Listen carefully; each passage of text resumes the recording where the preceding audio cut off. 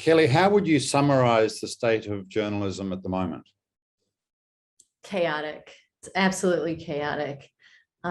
We have some organizations that are figuring out a viable financial model and doing good journalism. We have many organizations that have figured out a viable financial model by doing bad journalism, harmful journalism. And there are many, many organizations that are struggling to do good journalism, have not cracked the financial model at all. And as a result, they really can't do the type of journalism that they want to. So it's absolutely chaotic.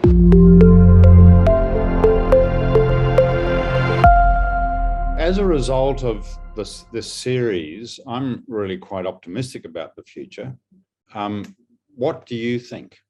You know, I think that it's going to go in different directions depending on the geography. In some places, it's going to get a lot worse in terms of the strength of the journalism and therefore the strength of the democracy.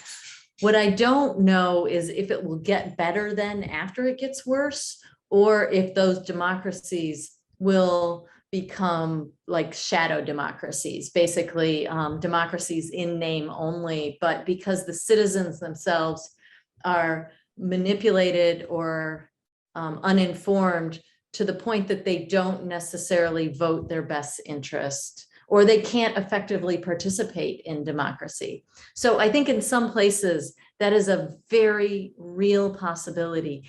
I think in other places, the journalism will continue to get stronger and serve the citizens and evolve in a way that the citizens can trust it. Because that's really the thing, is if the citizens can find and trust the good journalism, then the democracy can thrive. So in the cases where it's not going to happen, is that, do you think, because people don't actually understand what journalism is, can't distinguish the good from the bad? Yeah, or they can't agree on what's good journalism, right? They would just fundamentally disagree with me on what good journalism is, right? And they would want journalism that reflects their philosophical point of view, even if the science or the data doesn't back that up, even if there is disagreement over what the truth is. They would want journalism to reflect their worldview. Yeah, so you're talking about people like vax deniers, climate deniers, the white various supremacists, right? Anti-immigration kind of people who don't want to continue to evolve society into a more equal place because they feel like it's going to cost them something, because they see resources and progress as a zero-sum game. If somebody else is gaining, they are losing. Yeah, so you're putting the burden of good journalism in a funny kind of a way on the people who read it. Yeah, I think that that's part of the solution here, actually. And so how do we do that? Do we train what journalism is and what democracy is in schools? That's part of it. Yeah, I think we do have to figure out a way to educate citizens to truly advocate for their own self-interest by consuming better journalism. I think that journalism has to engineer that a little bit. I think we have to help citizens understand what they're getting and navigate a very noisy environment right now. We haven't done a very good job of engineering that for them so that they can make better choices. I think we also have to reinvest in civics education. Civics in the United States, as I understand it, one of the huge things is that people start with a very good grounding of what the Constitution means, and so have an understanding of the 5 freedoms, including press freedom. Yes. The issue that you're posing is that the well-informed become better informed and the less well-informed become further isolated.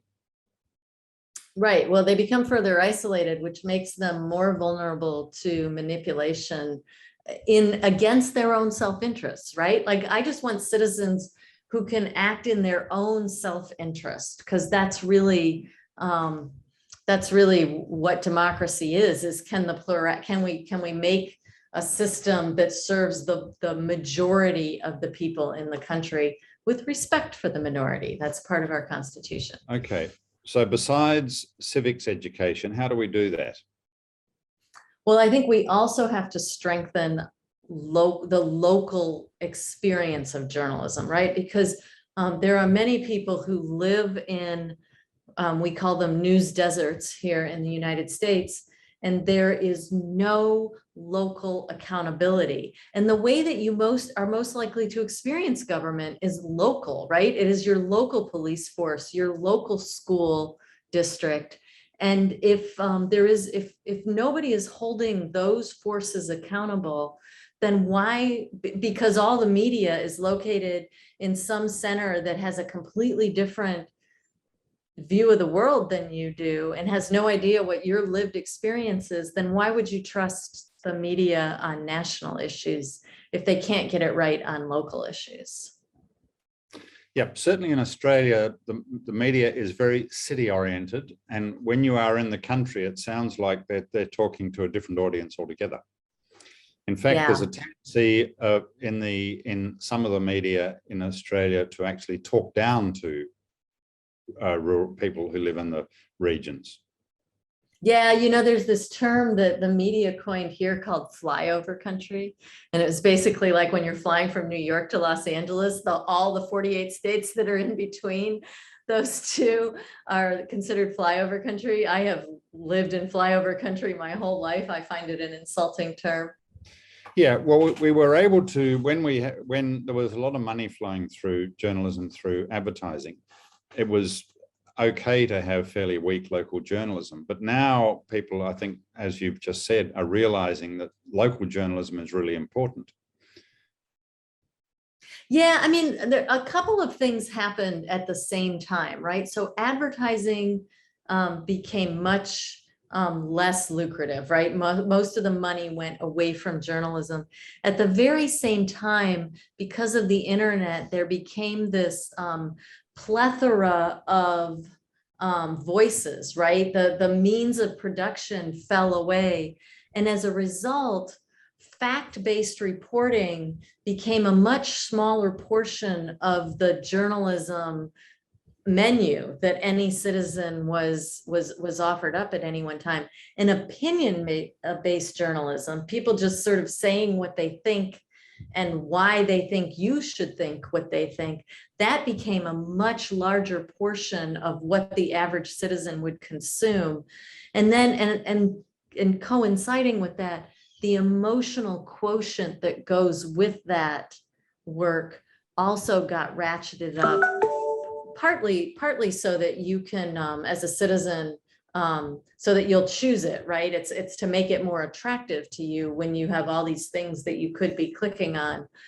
So a lot happened, not just that the advertising went away. I think that's why local journalism is dying, is because the advertising went away. But these other factors play into it as well. So journalism's got to work much harder at distinguishing itself from the rest of the noise, the influencers, the people who are making the noise, the activists and the like. And doesn't that require of journalism to be much more careful about its ethics and its quality?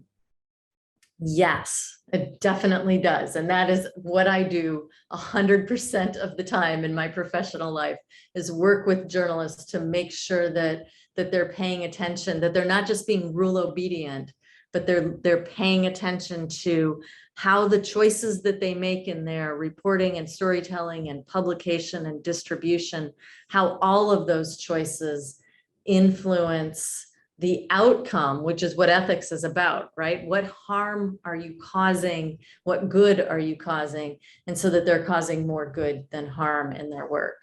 The good news organizations are constantly looking at the harm that they cause and trying to figure out how to not do it again. Very interesting. Kelly McBride, thank you very much. Thanks for having me.